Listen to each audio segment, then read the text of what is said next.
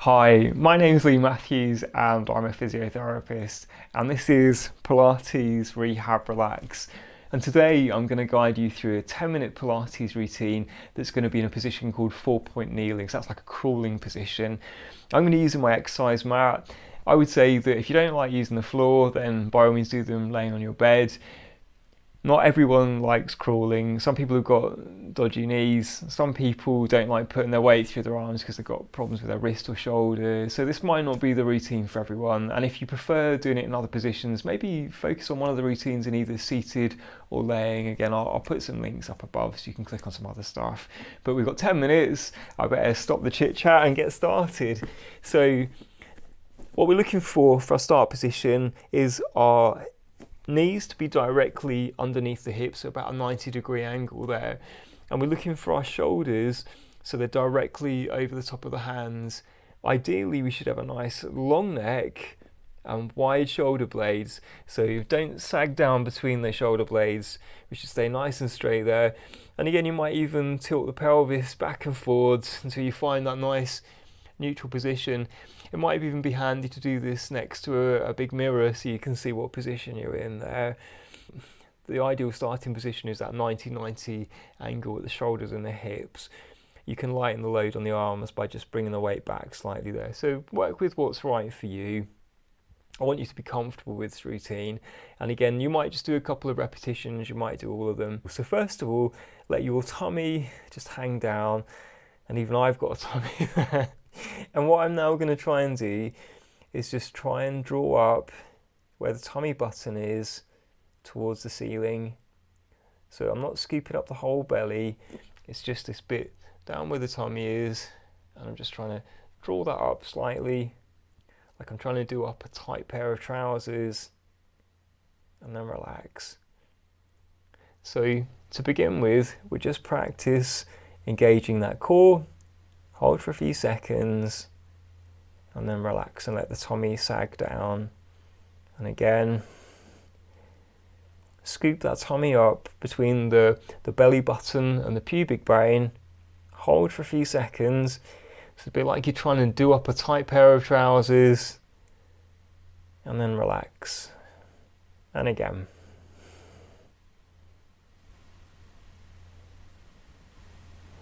We're going to start off by doing a cat stretch. So as I synchronize this with my breathing, what I'm going to do as I breathe out,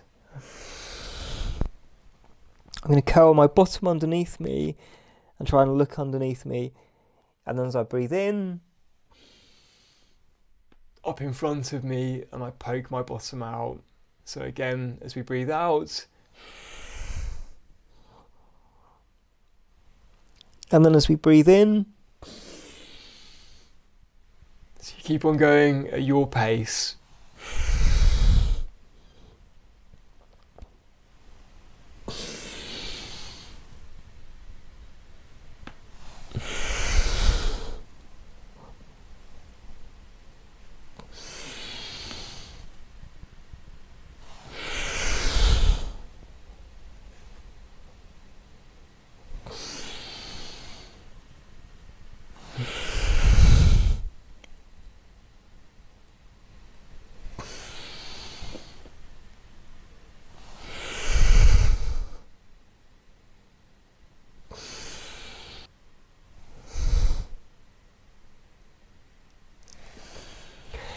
So that was the cat stretch.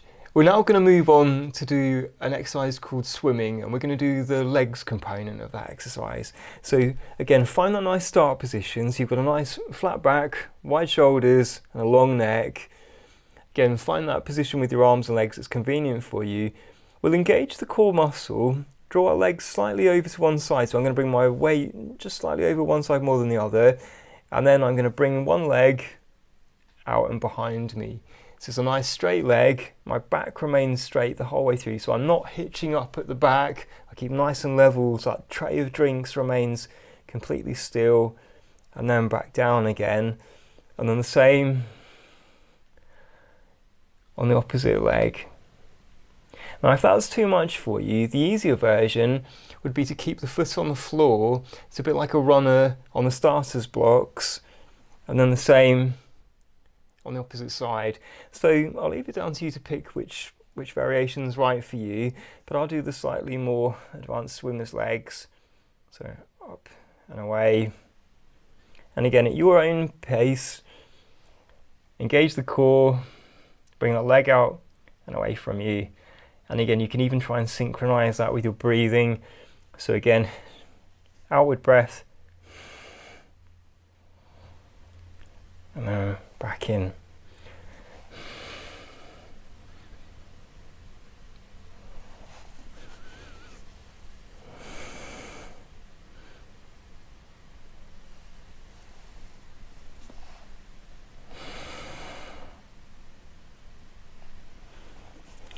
So that was swimming legs. Now what we do for the next exercise is swimming but with your arms.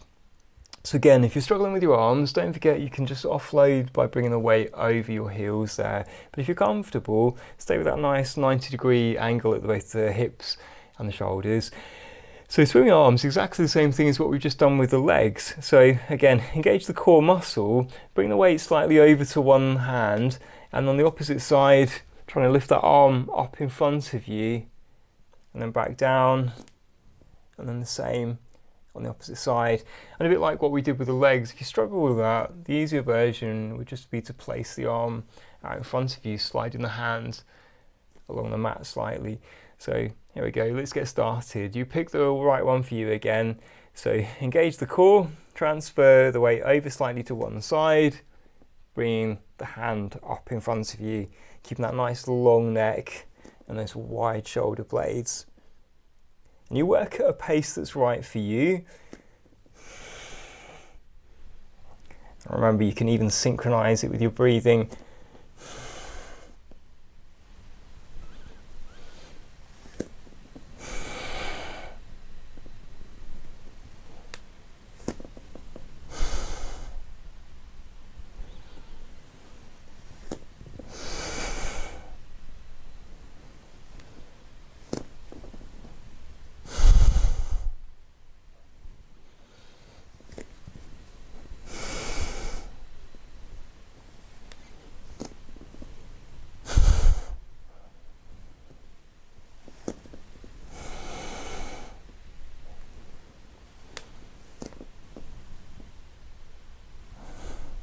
There we go.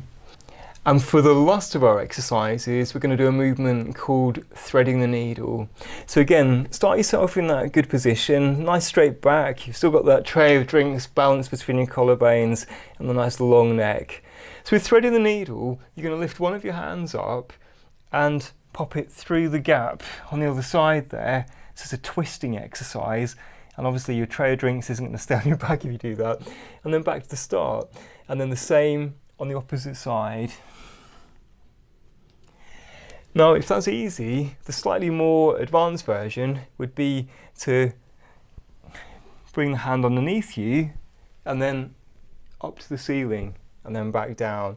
So again, thread that needle and then a stretch going upwards. Again, that could be quite challenging, so maybe just stick with what's comfortable for you. Start with the easier version if you're not sure, and remember you can make it a lot easier by bringing the weight over the knees. So you start at the right one for you, and let's get going. So I'll do a couple of the easy versions to begin with. I'll breathe out as I do the twist.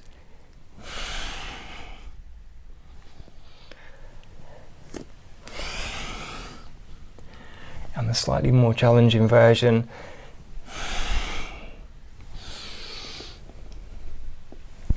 And again.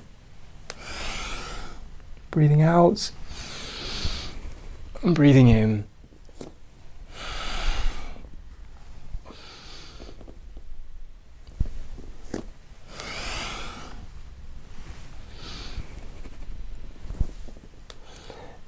And there we go. So that was 10 minutes of exercises in 4-point kneeling. Hopefully you found it sufficiently challenging but not too difficult. Remember, if you enjoyed today's session, then click the like button, leave us a comment or even subscribe if you want to keep up to date with all of my latest videos. And thank you for watching.